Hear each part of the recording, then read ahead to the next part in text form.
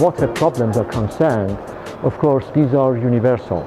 But of course, again, some countries, there are different pollutants. Pollutants are there, but the concentration of those pollutants, the amount, the volume of those pollutants differ depending on the industry and also on the agricultural activities. Textile industry is one of the three main industries that pose environmental problems in Egypt. 60% من التلوث الناتج اصلا في الصناعات النسيجيه هو ناتج من المراحل معالجات الرطب. There are many techniques that can treat textile wastewater, but using microbiology in treating the effluent of textile factories still is considered cheap and effective.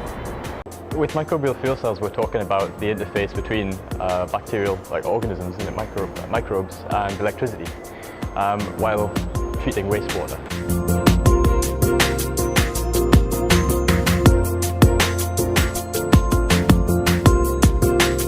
Today we had a workshop, sort of a stakeholder meeting, where different people from policymakers, industrials, NGOs, funding bodies, and different researchers they gathered to discuss the possibility of using single-chamber microbial fuel cell in the industry. We have developed a new generation of microbial fuel cells, which is based on single cell.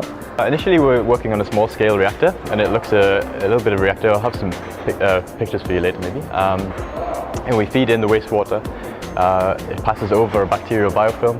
The bacteria break down all the organics in the wastewater, produce electricity as a byproduct, and then clean treated wastewater suitable for agricultural use exits the reactor.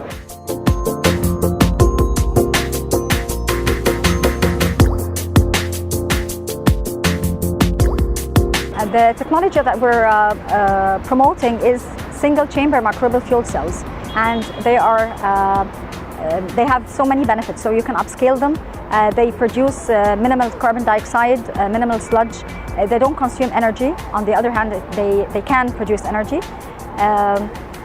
They're very efficient. So it's a win-win situation for industrials to use. واحنا اوريدي عندنا المصانع اللي محتاجه حاجه زي كده. محتاج ان احنا نعيد استخدام المياه او نعظم الفايده لعمليات المعالجه للمياه.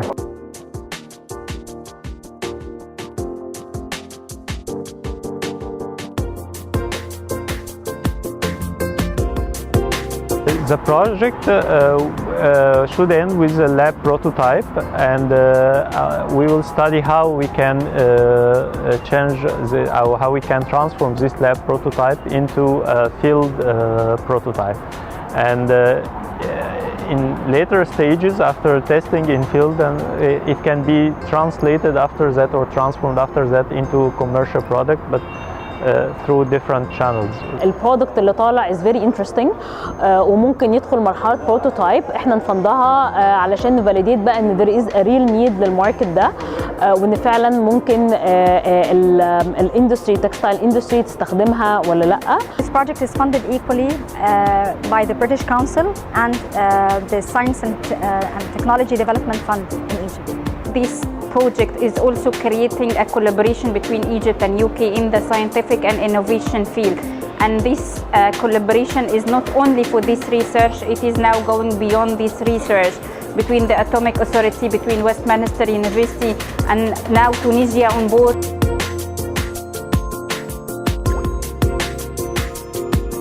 It's been a great experience here. Met lots of different Egyptian researchers, different players in industry, and people involved in government regulation, and it's been a very good bridge between academia and industry. And what's particularly beneficial to me is making all these contacts on the Egyptian side to help me with my research going forward, to have a good direction with my research. It is interesting for us to see this project, and it achieves Newton Musharrafa goals where we aim to achieve social welfare through science. That's exactly what this project is doing. Also, the collaboration that will produce more work to Egypt is really important.